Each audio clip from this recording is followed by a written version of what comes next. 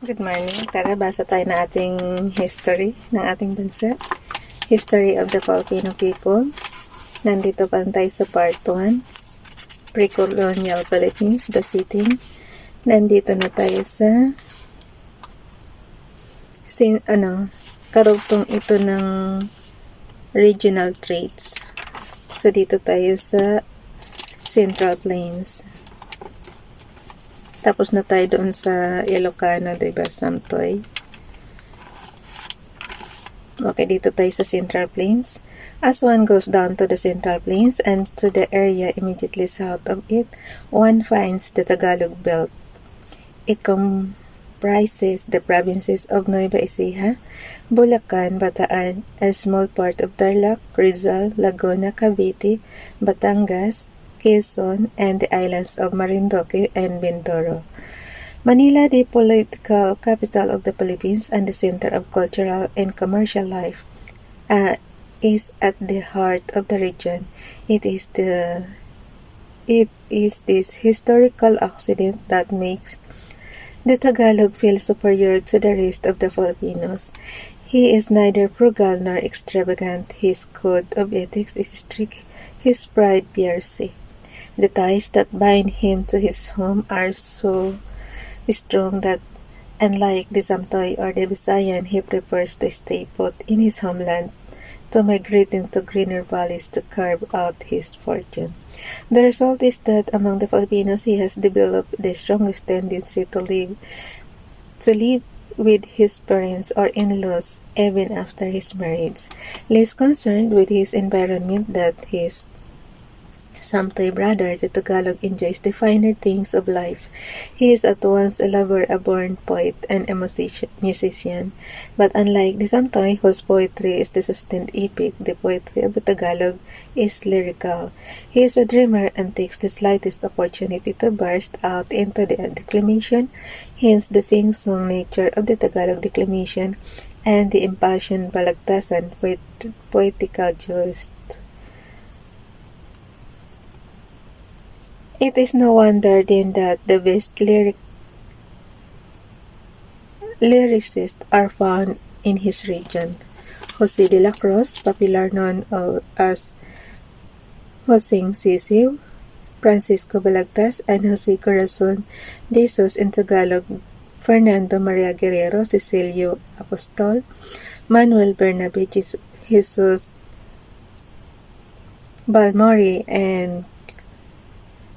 Balmori, and Claro Emrito in Spanish, and Jose Garcia Villa and Nick Joaquin in English exemplify the lyrical temper of the Tagalog.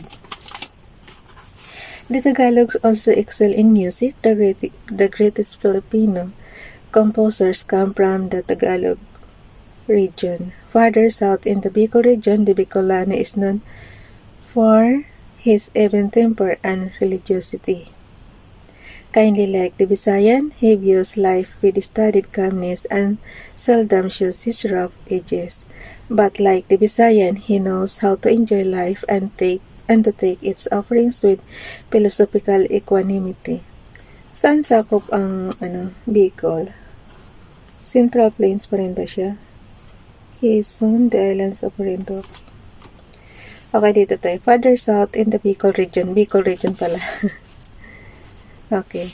The Bicolano is known for his even temper and religiosity, kindly like the Visayan. He views life with studied calmness and seldom shows his rough edges, but like the Visayan, he knows how to enjoy life and to take its offering with philosophical equanimity. He is fond of spicy food, and no food is good to him which is not liberally sprinkled with spices, particularly red pepper. Whether this predilection is a sign of bravery or of the ability to suffer is difficult to ascertain. One thing, however, is definite: when the Bicolano is not enjoying mundane life to the health, he is contemplating it in the church or seminary. Many Filipino taxi dancers and priests come from the Bicol region.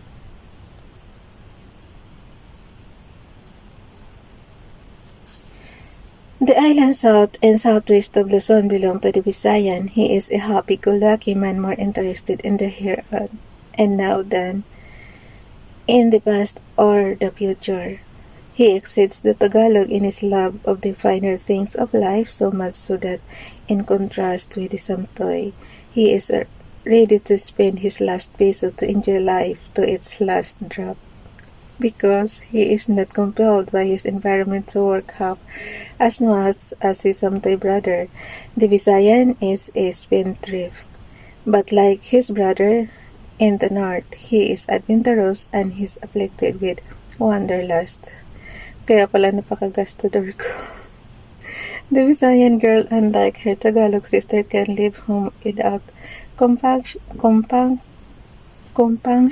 to follow the gleam of adventure. For this reason, she is more self-reliant than the Tagalog.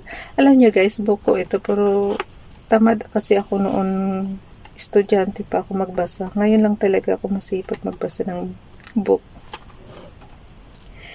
Okay, for this reason, she is more self-reliant than the Tagalog. The Visayan is a hedonist. Give him a jug of tuba. Tuba, guys, is, you know, the wine. In Visayan, we have tuba yan from the coconut tree. Give him a jug of tuba and a piece of dried fish, and he will sing the wilderness into paradise. Hindi siya binigyan ng meaning dito, but tuba is, coconut wine. From coconut wine yan. Okay, ulitin ko ha. The Visayan is a hedonist. Give him a jug of tuba and a piece of dried fish, and he will sing the wilderness into paradise. He is a lover like the Tagalog, but he expresses his consuming passion in music, not in poetry. Thus, armed with a bandurria, a ukulele, or a guitar, he forgets his sorrows, even his hunger, if he is poor, by caressing the strings of his musical instrument and singing to its accompaniment. He may not know the difference between a do and a mi on paper, but he can put together the notes on the scale to produce lilting, coquettish music. To the extreme south lies Muslimland. Okay, dito na tayo sa Muslimland. To the extreme south lies Muslimland. The Muslim is among Filipinos the fiercest lover of freedom, adventurous. Like the Visayan and the Samtoy, he is theirs the highest in search of manly adventure. He is a man of honor who sticks to his plighted word and will brave dangers to redeem his vow or promise. He is easily the best friend one can have and certainly the worst enemy. He is hardy like the Samtoy, and like the latter produce epics, he is proud of his culture and does not offer make apologies for it. Thus, while a large part of the Philippines was being subjugated and Christianized by the conquistadores,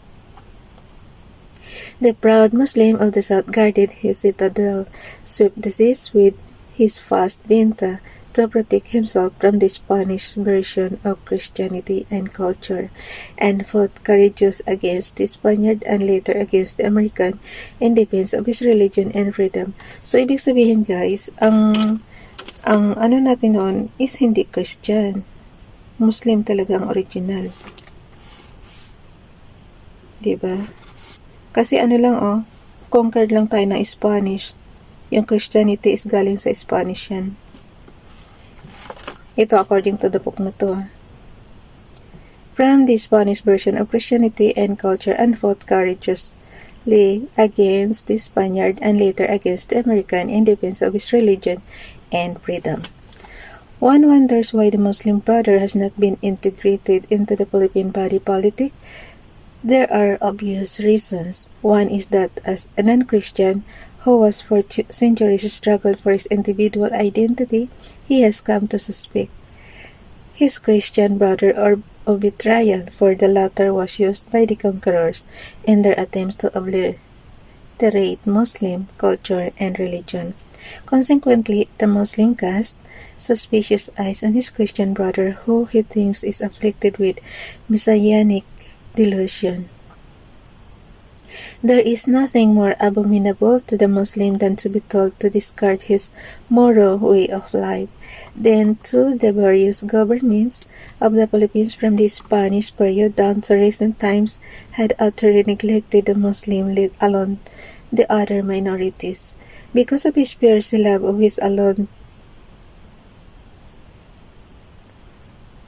because of his fierce love of his alone the other minorities, because of his culture and religion, the Muslim is looked down upon as an aberration, a morrow with all its ugly implications. The result is that he becomes antagonistic to any attempt to bring him to the Christian society fold, for he believes that the attempt is made not because he is loved, but because his conversion to the Christian way of life is necessary. The proud Muslim does not accept such imposition. Here then are the complex traits of each of the major geographic regions of the Philippines. They are traits that make it difficult to define what a Filipino is. Taken together, they constitute a cross-section of the people whose character must be understood if their history is to be read correctly. Viewed subjectively, their traits are as a mirror in which every Filipino sees himself. The image in the mirror is a modest profile. A master painter is needed to execute the portrait. So, dito na tayo sa part 2 bukas. Bye everyone. God bless.